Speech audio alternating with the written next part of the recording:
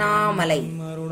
ஞான தபோதனரை வா என்று அழைக்கும் மலை திரு அண்ணாமலை. மூர்த்தி, ஸ்தலம், தீர்த்தம் என்னும் 3 சிறப்பு பெற்று விளங்கக்கூடிய, நினைத்தாலே முக்தி அளிக்கக்கூடிய, கருணாமூர்த்தியாக பஞ்சபூத ஸ்தலமாக விளங்கக்கூடிய திரு அண்ணாமலை.